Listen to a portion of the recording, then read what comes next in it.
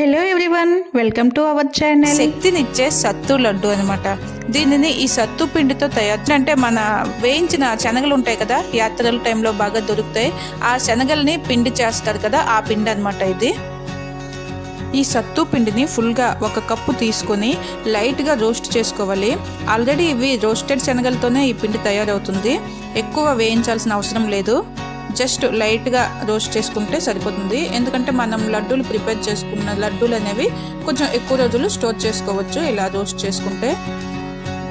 North side ఈ పిండితో చాలా వెరైటీస్ చేస్తారు. సత్తు రోటీ, లిట్టి చోక్, ఇంకా చాలా ఎనర్జీ డ్రింక్స్లో కూడా ఈ పౌడర్ని యూస్ చేస్తారు. ఈ మధ్యకాలంలో మిల్క్ షేక్స్ కూడాను ఈ పౌడర్ని యూస్ చేసి తయారు చేస్తున్నారు. ఈ రోస్ట్ చేసుకున్న పిండిని వేరే బౌల్లోకి తీసుకుని అదే కడాయిలో 1 కప్ మెల్టెడ్ గీని వేసి లైట్గా వేడి చేసుకోవాలి. నేను ఇక్కడ ఫుల్ కప్ కంటే కొంచెం తక్కువగానే తీసుకున్నాను.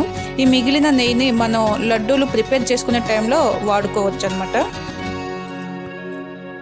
ఈ గీలో మనం ముందుగా రోస్ట్ చేసి పెట్టుకున్న పిండిని వేసి బాగా మిక్స్ చేసుకోవాలి.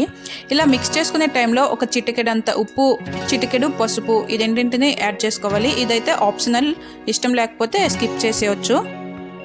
నేనైతే ఆ టేస్ట్ని అడ్జస్ట్ చేయడానికి, అలాగే ఇది బేసన్ పిండి, శనగపిండి లాగా కలర్ ఉండదు కదా, కొంచెం కలర్ తక్కువగా ఉంటుంది. అందుకని మంచి కలర్ కోసమని కొంచెం పసుపుని వాడుతున్నాను అనమాట. ఇప్పుడు దీనిలోనే పంచదారని పౌడర్గా చేసుకొని 1 ఫుల్ కప్ పంచదార పొడిని కూడా దీంట్లో వేసుకొని మొత్తం అన్నీ బాగా మిక్స్ అయ్యేలాగా లైట్గా వేడయ్యే వరకు అన్నింటినీ బాగా మిక్స్ చేసుకోవాలి. ఇక్కడ ఈ షుగర్ పౌడర్కి బదులుగా బెల్లం పొడిని, అదే జాగరీ పౌడర్ని కూడా వాడుకోవచ్చు. కానీ పిల్లలు తింటారని చెప్పి నేను షుగర్తోనే ప్రిపేర్ చేస్తున్నాను. దీనిని ఇలా బాగా మిక్స్ చేసి ఫైనల్గా కొంచెం ఇలాచీ పౌడర్ని కూడా యాడ్ చేసి బాగా మిక్స్ చేసుకొని మనకి లడ్డు చుట్టడానికి వీలయ్యే విధంగా మిక్స్ చేసుకున్న తర్వాత దీనిని ఒక పెద్ద వెడల్పాటి పళ్ళెంలోకి ట్రాన్స్ఫర్ చేసుకుని లైట్గా చల్లగా చేసుకోవాలి. ఎందుకంటే ఇంత వేడిగా ఉండేటప్పుడు మనం లడ్డూని ప్రిపేర్ చేయలేం కదా.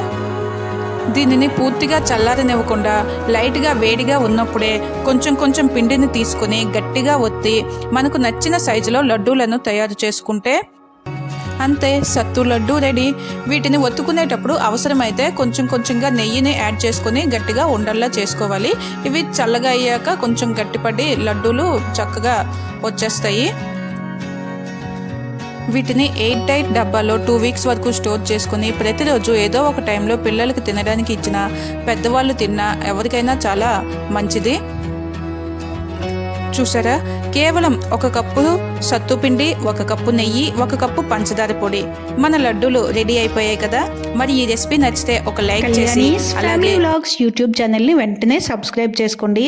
అలాగే రెసిపీని నీడని వాళ్ళకి తప్పకుండా షేర్ చేయండి. Thank you for watching.